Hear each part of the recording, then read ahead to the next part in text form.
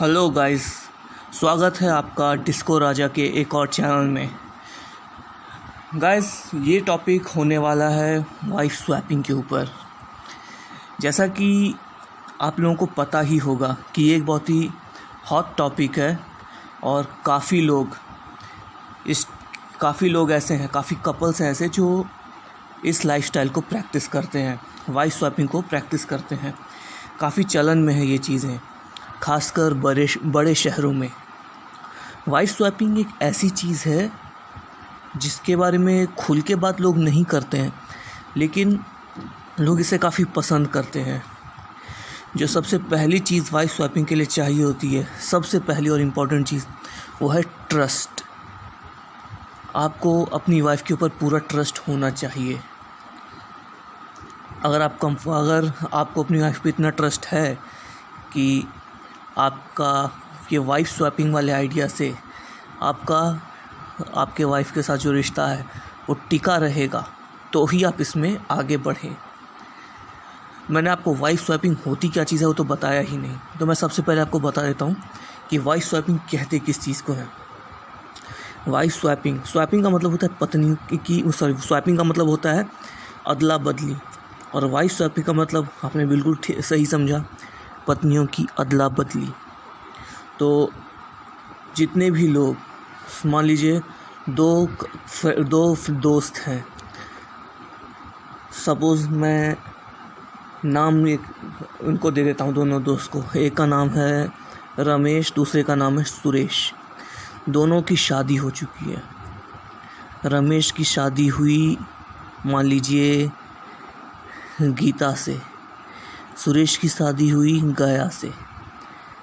तो एक दिन रमेश और सुरेश आपस में मिलते हैं।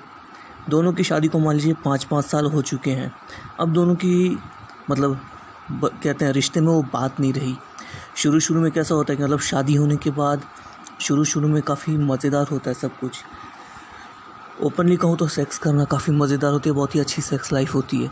लेकिन जैसे ही 5 साल बीत जाते हैं या 10 साल बीत जाते हैं, इंटरेस्ट कम होने लगता है, क्योंकि एक ही जैसी चीज़ लोगों को एक ही जैसा चीज़ होता है जो कि हम लोग डेली बेसिस पे इंटेक करें, तो आदमी बोर हो जाता है। अब एक जैसा खाना आपको दिया जाए तो आप वो एक जैसा खाना भी रोज़ खा के बोर हो जाएंगे। एक ही आदमी के साथ आप रहेंगे हर सारा समय तो आप बोर हो जाएंगे। एक ही रास्ते से होकर अगर आप अपने सफ़र पे जा रहे होंगे तो आप उस रास्ते से भी बोर हो जाएंगे। तो रिश्ता भी कुछ ऐसा ही होता है। तो बहुत सारे कपल्स में होता है। तो मान लीजिए रमेश और सुरेश दोनों जो आपस में मिले, तो इन्हें कुछ डिफरेंट ट्राई करना था। तो सुरेश की वाइफ है गाया, रमेश का अट्रैक्शन गाया की तरफ हो गया। उसी तरह सुरेश, जो कि गाया से काफ़ी यूज्ड हो चुका है, मतलब हैबिचुएटेड हो चुका है, अब वो रमेश की वाइफ गीता की तरफ अट्रैक्ट हो जाता है।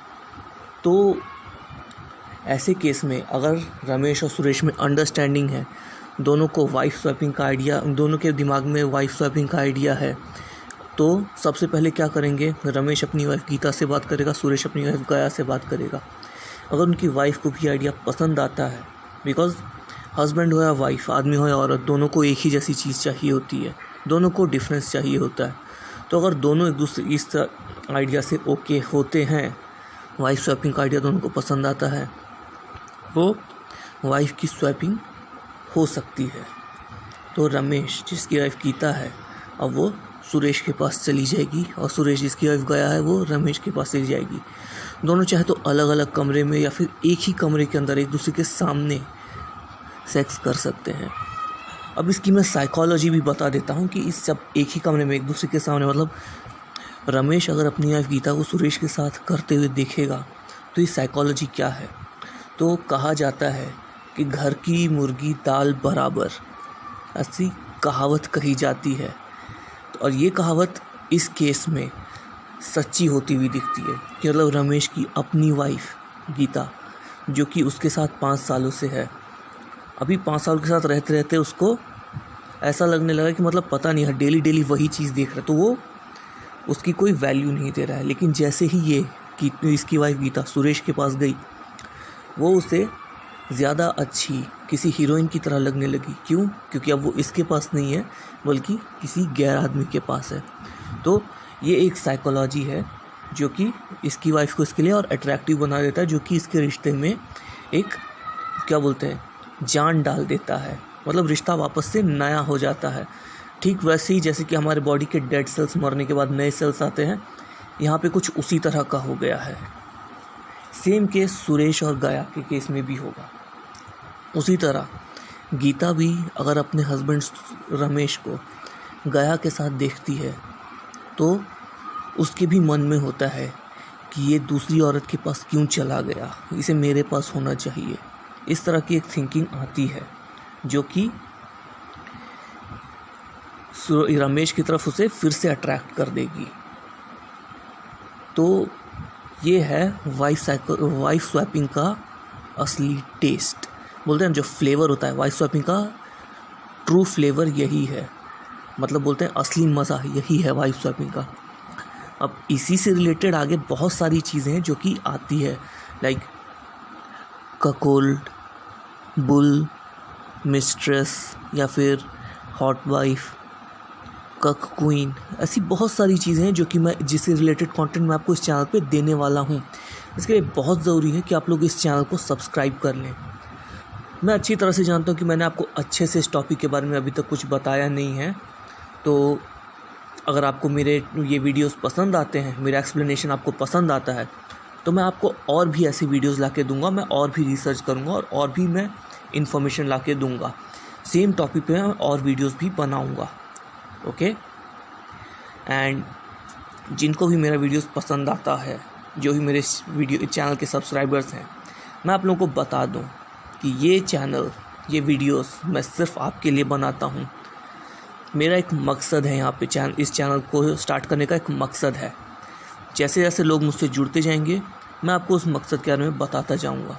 उसके लिए मुझे आप लोगों की ज़रूरत है, क्योंकि इंटरनेट पे बहुत से लोग हैं ऐसे जो गलत इन्फॉर्मेशन फैला रहे हैं।